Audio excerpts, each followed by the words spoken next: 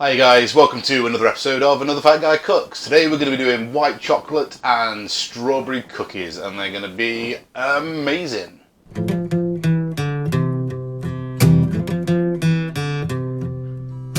Another lost day, another lost year, another chopped onion to cover up the tears, another dream dead, another loss on the books, another fat guy cooks.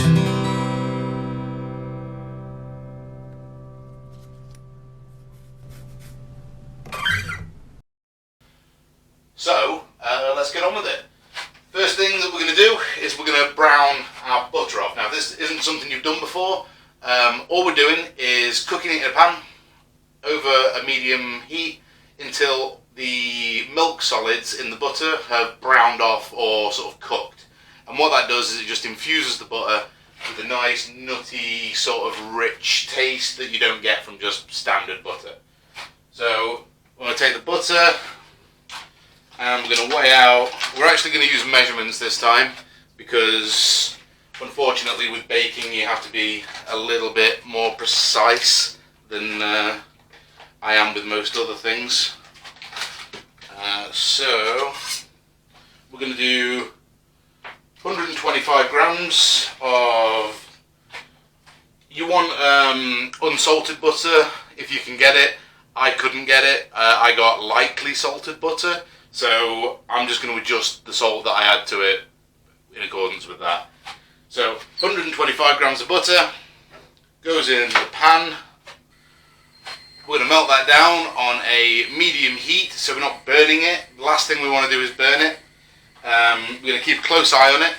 If you can do this in a pan that's got a light colour to it, so not a black pan or a dark coloured pan, it makes it a lot easier because you can actually see the butter turning brown as you cook it, which makes obviously knowing when it's done way easier. So I think you should be able to see from the angle coming down. So we're just going to help this along a little bit and just chop it up, spread it out a little bit, just so more surface area of the butter is in contact with the pan. And in theory I should be able to go, and there you go, melted butter. So we're just going to move this around, turn the heat down slightly and keep an eye on it. Now what you're looking for is for it to start foaming up, and you'll slowly start noticing the colour of it turn from your normal sort of yellowy golden colour of butter to a slightly darker browner colour. Now the darker you have your butter, the more milk solids that you sort of burn or cook, the nuttier or the more flavourful your butter's going to be. You don't want to go too crazy with it because it will just overtake the power of the cookies.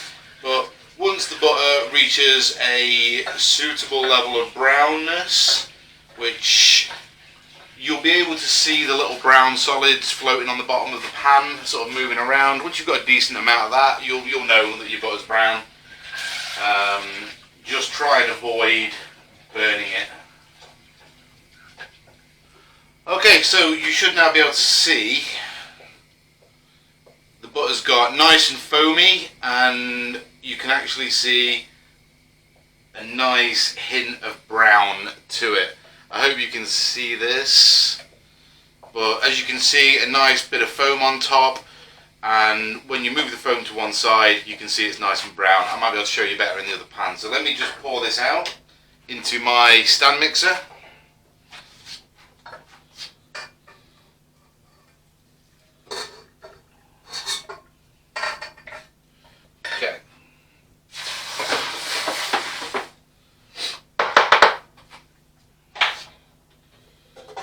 So you should be able to see that the butter is nice and brown. I'll try it on both cameras just in case.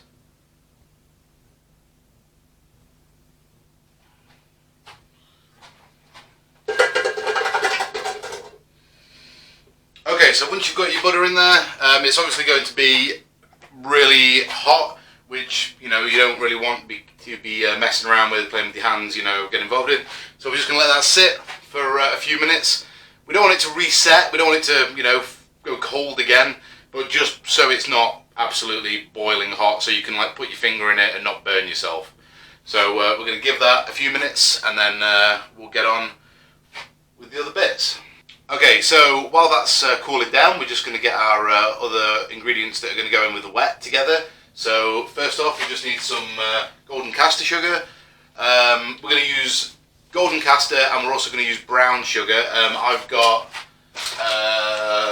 dark brown sugar, which means you're going to get a chewier, darker looking cookie. If you want something that's a little less chewy and a little less dark, then you can always just go for light brown sugar. Works just as well, tastes just as good. You just get a slightly different texture in your cookie.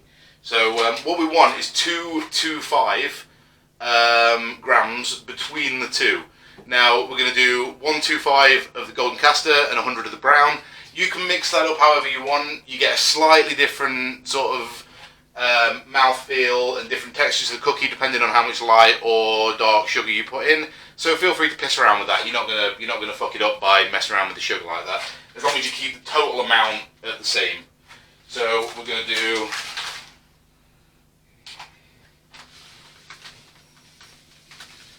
100. Come on. Last drop. There we go. 100 of that. No, we said 125 of that. Sorry. I'm a fucking idiot. 125 of that. And 100 grams of the brown sugar. Bringing us up to 225.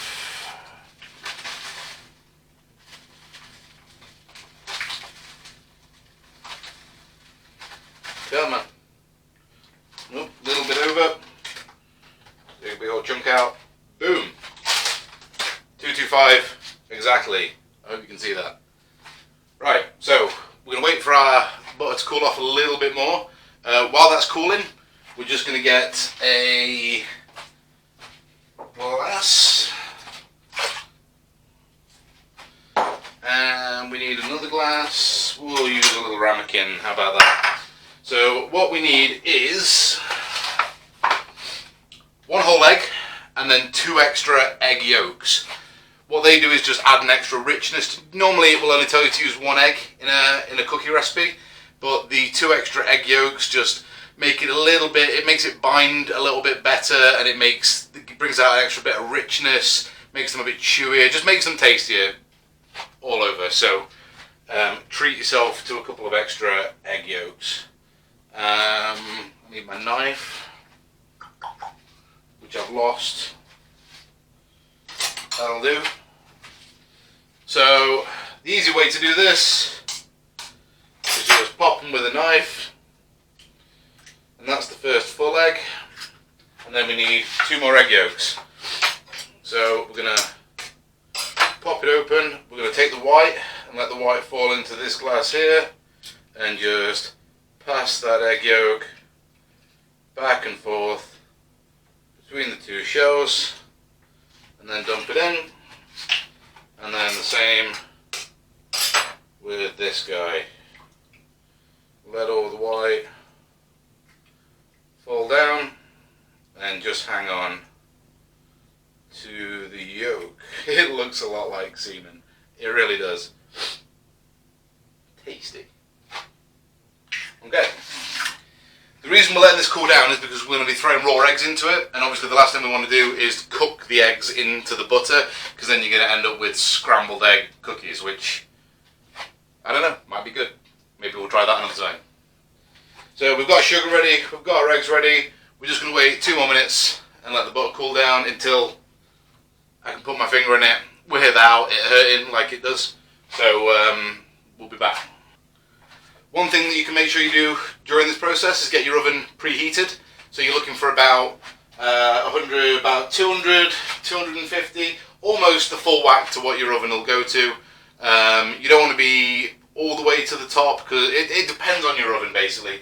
We're going to do these cookies in batches, and usually what happens is the first batch you do, come out a little bit shitty, you dial your oven in, and then the rest of them are perfect. So aim for somewhere near the max setting of your oven if you've got it on fan assist. Get it preheated and ready to go. If you're a fancy little bitch like me, you've got a wireless built-in oven thing, so it sends you a little message on your phone when your oven's up to temperature. Basically pointless, but you know, makes me feel all high-techy and cool, which you know I am.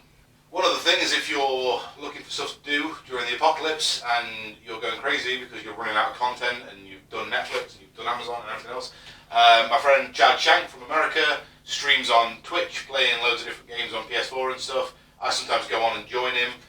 If you go to twitch.com/HDFatty, I believe that takes you to him, or if you just Google Twitch HDFatty, you'll find him. I'll put the link down in the description. Go and check him out. Really, really funny guy. Watch him and us drink ourselves almost unconscious while playing computer games really, really badly. Okay, so our butter has cooled down to the point where I can now stick my finger in. It's a little bit hot, not overly pleasant, but it's cool enough that it's not burning me. So the first thing we're going to do is throw all of our sugar in. And then we are going to throw in just a little pinch of salt. Normally I would put more salt in, but the butter is already lightly salted, so you kind of want to tone that down. Normally I would put a good solid pinch in, but we'll keep it light because the butter's already got salt in. And then we need our attachment, so we're going to start off with the whisk attachment. And obviously if you're doing this by hand, you would just use a whisk. That's what one of these looks like. That's a whisk. Write it down. Okay. Going to keep our egg yolks to one side because we're going to stream those in a minute. So you're going to lose me because the sound of this is probably going to fucking completely overpower everything in the kitchen. So yeah, we're going to fire this up and let this go for a sec. And then while that's going, we're just going to slowly stream in our eggs.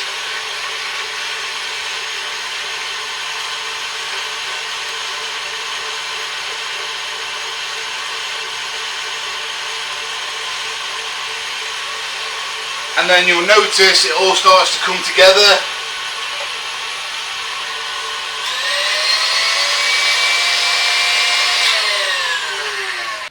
So while it's going, I'm just going to put in a little teaspoon of vanilla bean paste. If you've got vanilla essence, that's fine, but this stuff is a little bit better. It's got kind of a sticky, syrupy consistency, and it also has little vanilla bean pod seeds in with it, so it just makes the flavour a little bit better, but you know, it's fucking expensive, so if you've just got the normal vanilla essence, that's fine. So we're going to turn this on full, and as this is going, just drip a bit in. You should notice the colour start to change and get lighter as you're beating air into it. Once it starts getting, you know, considerably lighter than it is, and you can see that it's nice and fluffy, and everything's combined and everything looks nice and homogeneous and all together, and you can stop.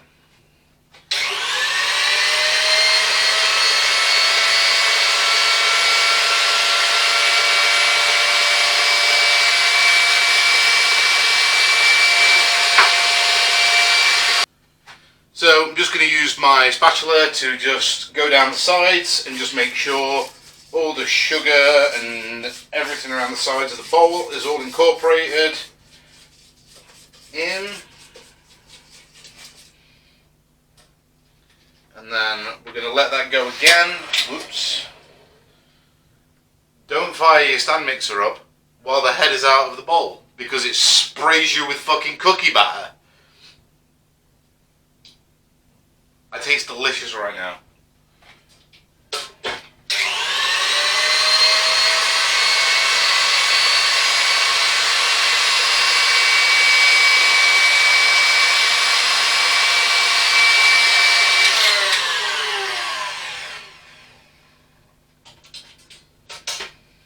Okay, so let's just scrape this down so I can show you we're done with this guy now.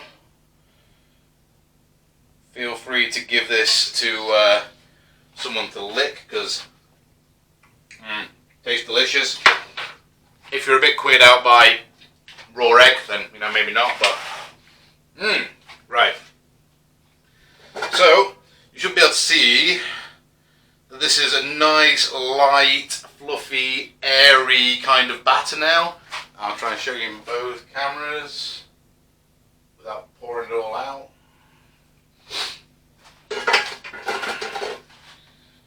Okay, so now we need to add our flour. You just need standard self-raising flour, which we have here, and you're going to need 225 grams. So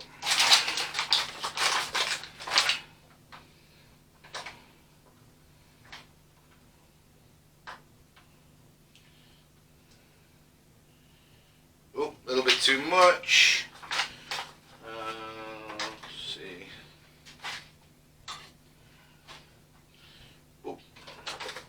225. Perfect.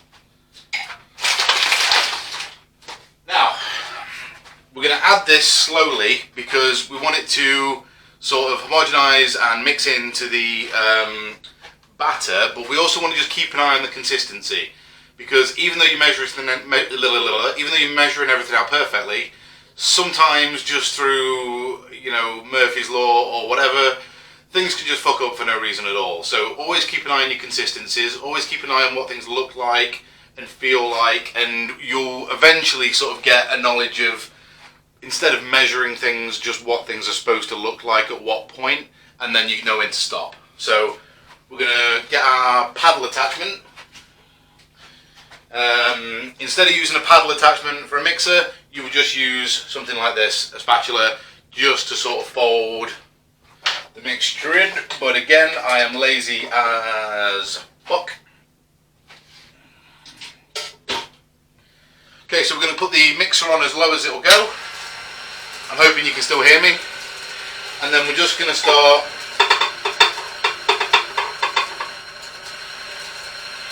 tapping in a bit of our flour, bit by bit. We're going to let that get incorporated, and then we're just going to tap a little bit more in. We're going to get it all over the counter, make a fucking mess. And you'll see the texture of it just slowly creeping up from like a sort of pancake batter kind of consistency up to almost like a sticky dough, which is what you want. You don't want it to be dry, you want it so it gets all over your fingers and makes a mess, but you don't want it to be to the point where it's like easy to hold in your hand like a sort of bread dough. It needs to be sort of sticky and wet.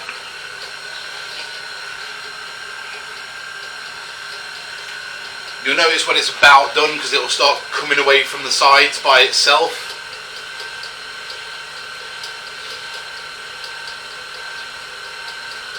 I'm going to go a little bit more.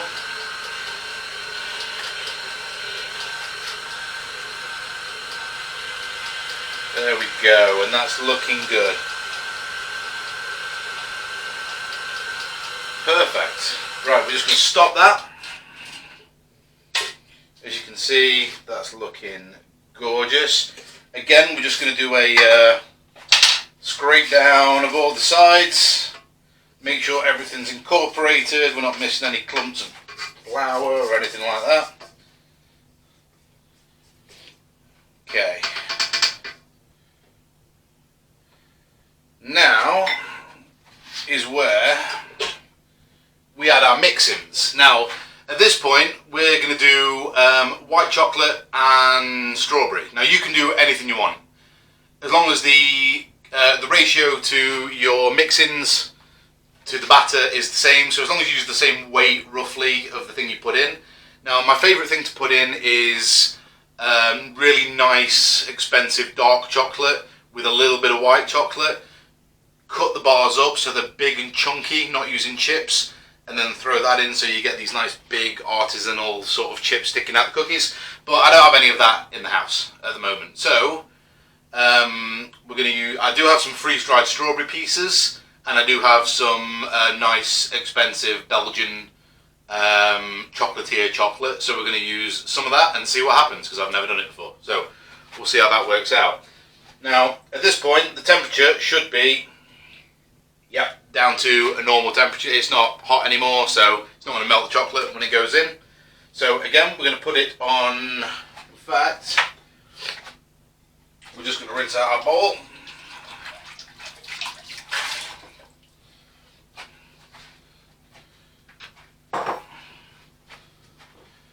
One other thing to address is I absolutely do wash my hands when I cook. But let's say that it's always in the cuts between the scenes, and then, you know, like this. I do wash my fucking hands, Joby, prick.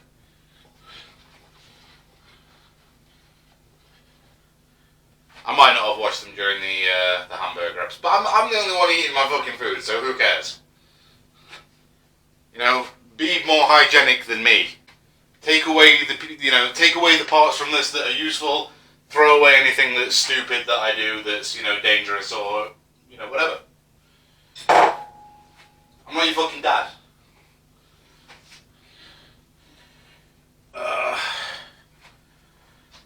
None of this is staying in.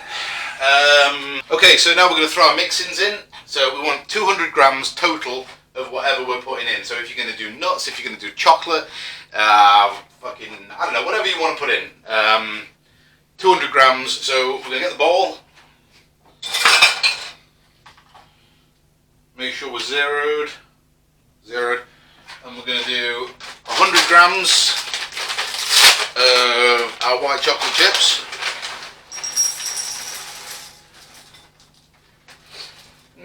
Maybe a little bit more. 135 grams of our white chocolate chips. Okay, so now we're going to put in our freeze-dried strawberries. You can get these on Amazon. They smell absolutely amazing. Just little freeze-dried strawberry pieces. And we're going to bring this up. I'll tell you what, let's bring this up to 160 because these are incredibly light. Way lighter than I thought, and I don't want to overpower it with strawberries. So we're just going to do about 35 grams of the strawberries, and we're going to finish the rest of the 200 off with the milk chocolate chips, the white chocolate chips, sorry. So again, we're going to put this guy on slow. As you can see, the batter is starting to form up nicely, like nice and squidgy, still a little bit wet but pliable. That's perfect actually.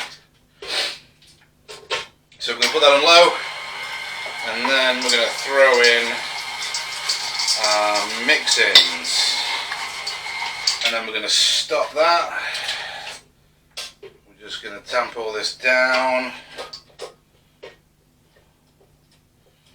Never done it with these before, so don't even know if this is going to work. Hopefully it'll taste good. White chocolate and strawberry does go really well together. In fact, I'll tell you what we're going to do is we're just going to clear that off. Feel free to give that somebody to lick. Yes, mate. So another thing to get ready while you're waiting for the oven to heat up or whatever is you want a nice big tray to go in your oven, and what I've done is just cut a piece of parchment paper that fits inside nicely, and then that means you don't have to worry about them sticking, you don't have to worry about oiling the pan or anything like that. You can just pop them straight on there. Now, let's take this off here. Get this guy out of the way.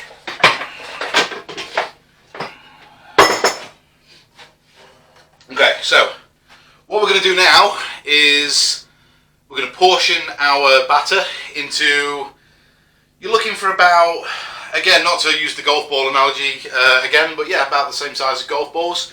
We're going to do 6 at a time, because the last thing we want them to do is to move into each other and ruin each other's, you know, you want them to come out nice and perfect and browned and lovely and whatever. So I am going to wash my hands now because some people have said I don't wash my hands enough and I'm about to roll balls, so I'm going to wash my hands.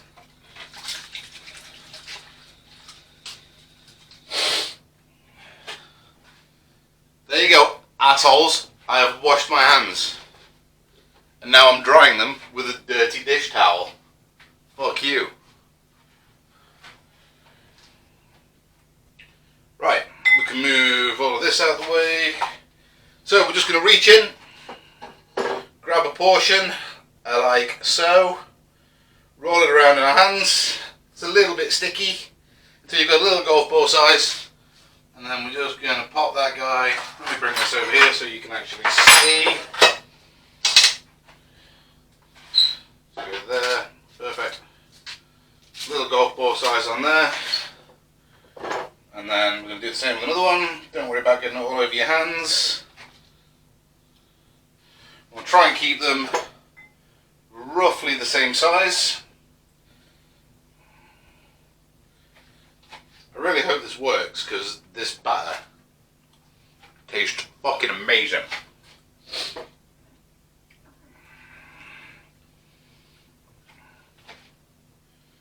It doesn't matter if they're not exactly the same size, but you want to get as close as you can.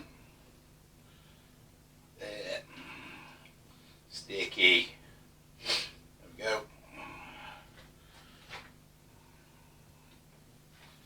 And one more.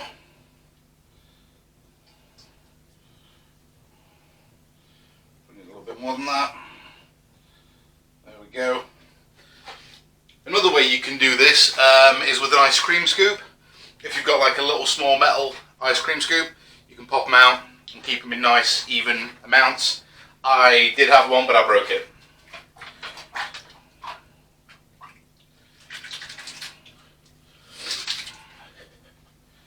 Okay, so as you can see, let me bring these over here so the other camera can see.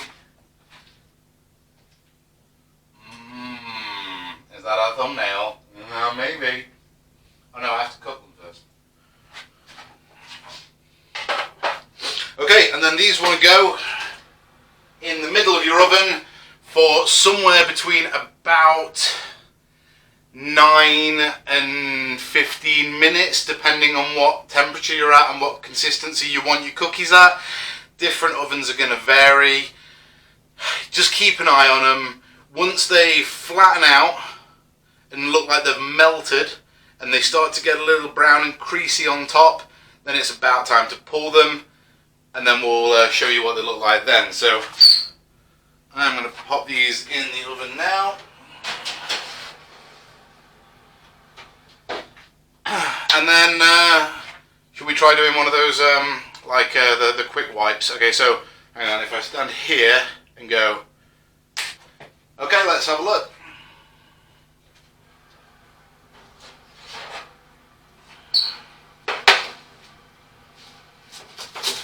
There we go.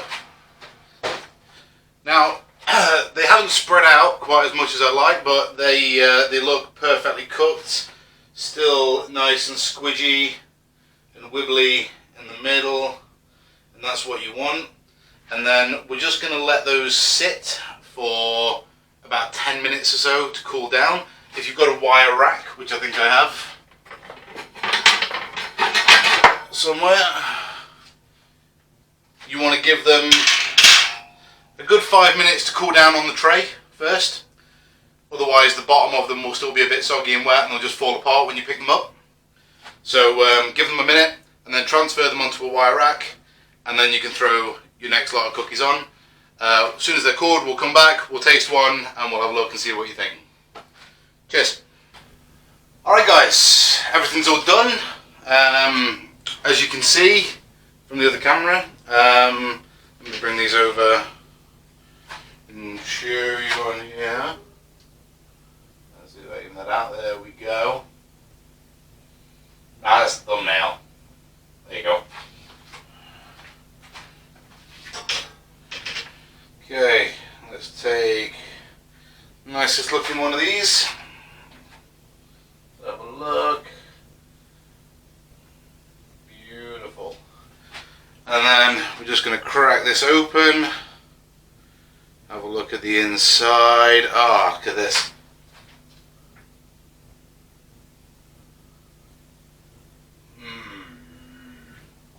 Beautiful.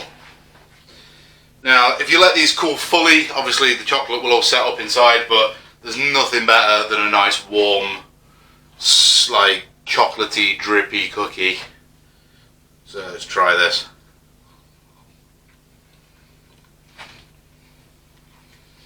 Mmm.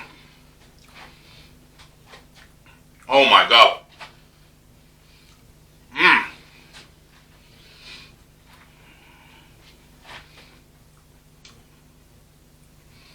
Those are fucking amazing.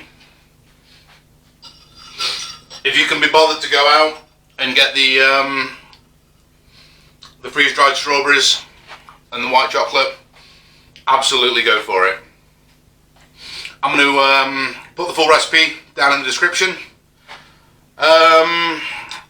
Just a big thank you to everybody who's liked, commented, subscribed, retweeted, forwarded, shared or whatever so far, especially all my fucking friends over in the States who have like huge fucking Twitter bases, who have got me loads more views than I have any right to have.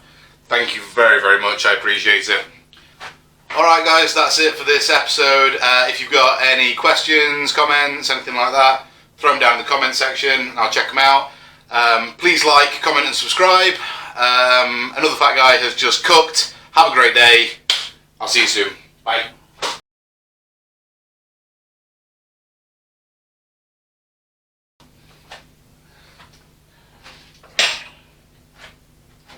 Ugh.